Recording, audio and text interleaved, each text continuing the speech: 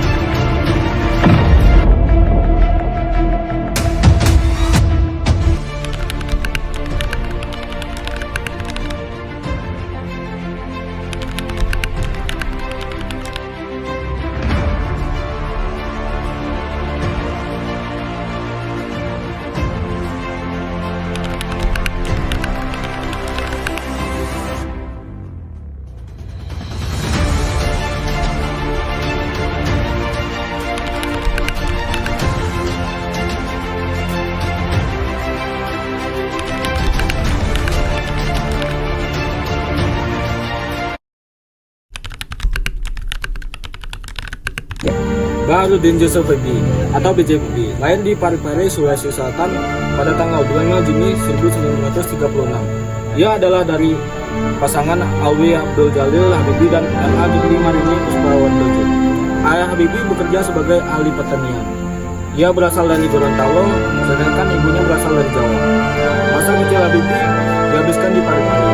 Saat itu, ia sudah memiliki sikap tegas dan berprinsip. Namun, ketika berusia 13 tahun, atau pada tanggal 1949, B.J. Habibie dibawa ibunya kembali ke Pulau Jawa setelah ayah meninggal. Hal itu dilakukan oleh ibunya akan B.J. Habibie melanjutkan pendidikannya di Bandung, Jawa Barat. Habibie melanjutkan pendidikannya di Government Middleware School, Bandung, pada tahun 1950. Di sekolah tingkat SMA tersebut, Habibie sangatlah menonjol, terutama di mata pelajaran yang mewajibkan berhitung.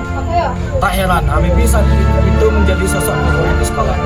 Habibie tamat SMA pada tahun 1994. Setelah itu, ia kemudian masuk di Fakultas Teknik Universitas Indonesia, Bandung. Berkat kejeniusannya itu, Habibie mendapat beasiswa untuk melanjutkan studi teknik penerbangan di Jerman, tepatnya di Rheinische Westphalia. Pada 1960, Habibie mendapat gelar diploma insinyur 2 tahun kemudian. Habibie menikah dengan Hasri Ainun besar di Bandung. Dari pernikahan tersebut, Habibie dan Ainun dikaruniai dari 2 anak laki-laki, yakni Ilham Akbar dan Tariq Kemal. Pada tahun 1965, ia meraih gelar Doktor Konstruksi Pesawat Terbang dengan predikat summa cum laude di Rheinische Westphalia di Jerman.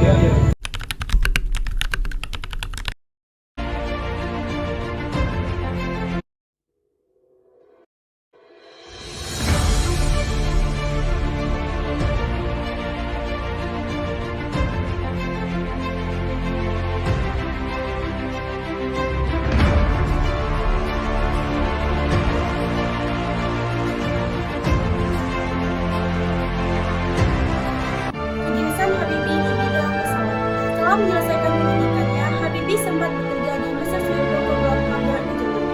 Messerschmitt Bechtle ini merupakan perusahaan yang bergerak di bidang aviasi atau penerbangan. Berkat kejujurannya, Habibie menjadi orang yang dihormati Jerman.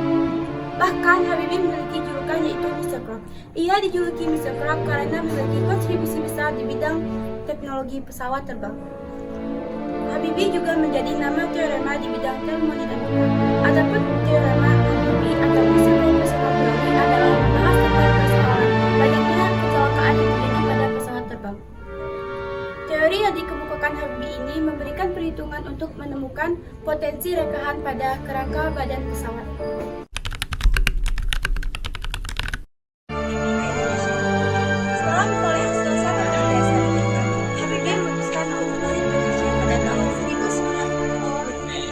Habibie kembali ke Indonesia demi memenuhi permintaan dari Presiden Soeharto. Tak lama kemudian, Habibie diangkat menjadi CEO industri pesawat terbang Sultan atau disingkat dengan IPTN. Tak lama kemudian, pada tahun 1978, ia diangkat menjadi Menteri Negara Riset dan Teknologi. Ia menjabat selama 2 bulan. Selain itu, Habibie juga menjadi pemimpin dari proyek pesawat N2000, yaitu menjadi pesawat terbang yang ada di Indonesia.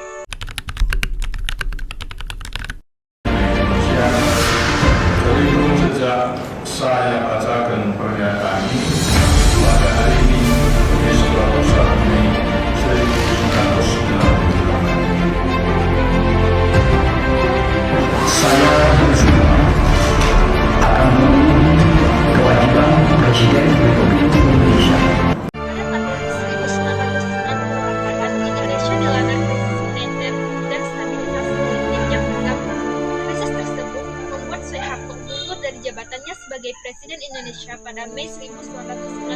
2008. Setelah itu, B.J. Habibie yang merupakan wakil presiden, dia diangkat menjadi Presiden Indonesia menggantikan Soeharto.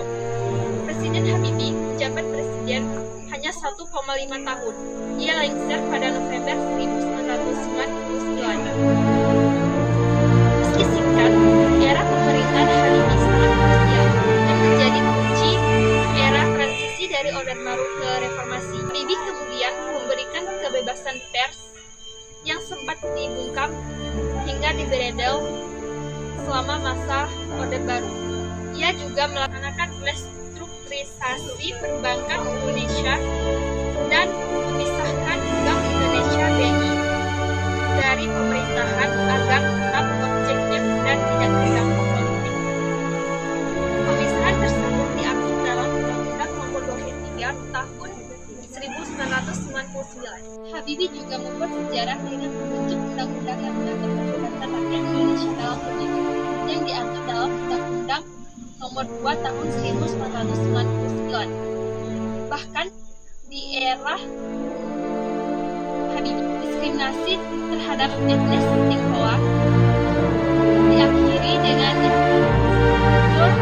Presiden Impres Nomor 26 Tahun 1999 dan Impres Nomor 4 Tahun 1998. Impres tersebut menghapus larangan bicara dan mengajar bahasa Mandarin yang sebelumnya dilakukan di era Soeharto.